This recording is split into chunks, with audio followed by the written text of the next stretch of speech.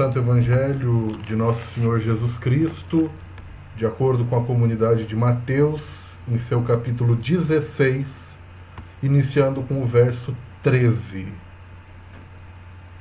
Quando Jesus chegou à região de Cesareia de Filipe, interrogou os discípulos: "Quem dizem os homens que é este homem?" Responderam: uns que é João Batista, outros Elias, outros Jeremias ou algum outro profeta. Disse-lhes: "E vós, quem dizeis que eu sou?" Respondeu Simão Pedro: "Tu és o Messias, o Filho de Deus vivo." Jesus lhe replicou: "Feliz és tu, Simão, filho de Jonas, porque não foi alguém de carne e sangue que te revelou isso, e sim meu Pai do céu. Pois eu te digo que tu és Pedro, e sobre esta pedra construirei minha igreja, e o império da morte não a vencerá. A ti darei as chaves do reino de Deus. O que atares na terra ficará atado no céu. O que desatares na terra ficará desatado no céu." Então lhes ordenou que não dissessem a ninguém que o Messias era ele. O Evangelho do Senhor. Louvado sejas, ó Cristo. Meus irmãos, hoje, 13º domingo da Trindade, e nós somos confrontados com o Evangelho da Confissão de Pedro. O primeiro ponto que eu queria levantar é a segunda metade do verso 13. Quem dizem os homens que é este homem? O Cristo junta os discípulos e, como eu ouvi uma vez de um padre da minha paróquia, faz um censo. Quem é que os homens dizem que eu sou? E aí, uns acham que é João Batista, outros que é Elias, Jeremias, algum dos profetas. E aí o Cristo então pergunta: quem vocês dizem que eu sou? Vós quem dizeis que eu sou? Essa pergunta, ela é fundamental para a nossa fé. Quem é o Cristo, ou melhor, quem é aquele homem para nós? Nós achamos que Jesus é um profeta, simplesmente, como João Batista, como Elias, como Jeremias? Ou nós temos uma dimensão maior de quem é Jesus Cristo para nós? E eu trago para reflexão um trecho da carta de São Paulo aos Romanos, capítulo 12, verso 2, que diz: "Não vos ajusteis a este mundo, mas transformai-vos com uma mentalidade nova, para discernir a vontade de Deus, o que é bom, aceitável e perfeito." Os homens estavam se ajustando a uma mentalidade velha. Eles estavam pensando ainda nas coisas do Antigo Testamento, ainda esperando e acreditando que era só um profeta. Eles não estavam usando uma mentalidade nova, como diz São Paulo, e discernindo a vontade de Deus, que é boa, aceitável e perfeita. Se nós nos prendermos a velhas tradições, nós corremos o risco de enxergar o Cristo como mais um profeta. Um homem muito bom, mas apenas um profeta. Nós precisamos de uma mentalidade nova. Nós precisamos ser criatura nova para enxergarmos esse desígnio de Deus. É por isso que Pedro, no verso 16, vai dizer: "Tu és o Messias, o Filho do Deus vivo." Não é porque Pedro era especial, mas Pedro, nesse momento, era simplesmente porta-voz dos 12. O colégio apostólico, os 12 reconhecem Cristo como Filho do Deus vivo. E nós podemos nos unir ao colégio neste domingo e dizer que o Cristo é Filho de Deus?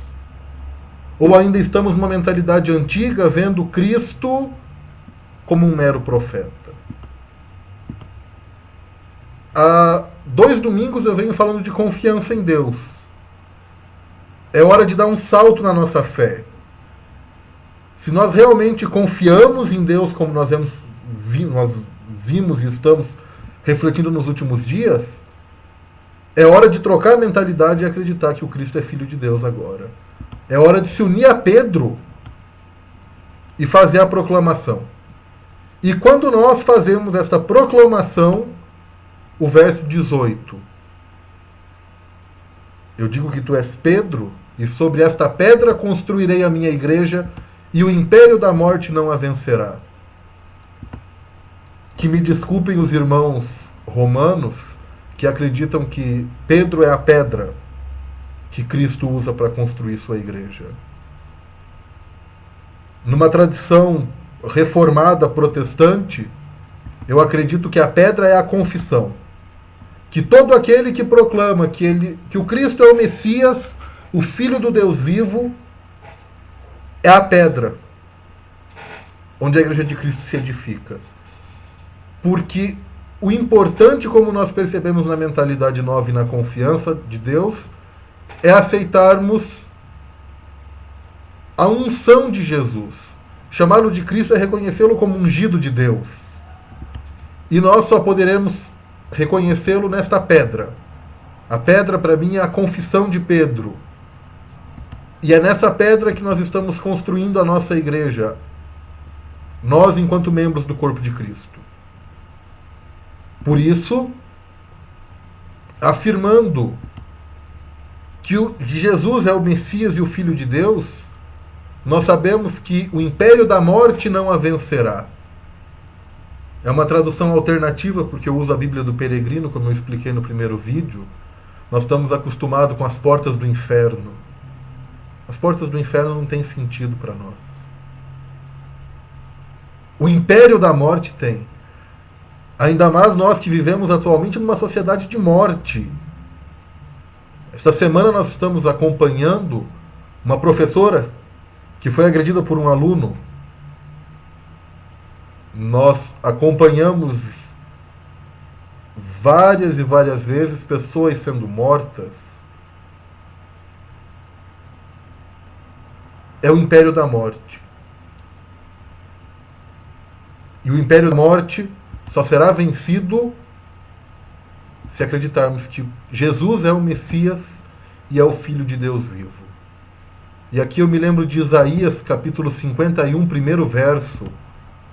Vede a rocha de onde vocês foram cortados, a pedreira de onde vocês foram extraídos.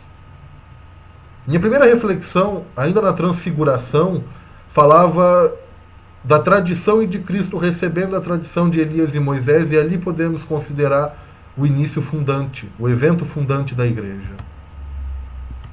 Olhemos para essa rocha de onde nós saímos. Olhemos para a fé que recebemos, não dos nossos pais, como diz um hino episcopal, mas que recebemos diretamente de Deus. É só com essa fé que vem diretamente de Deus.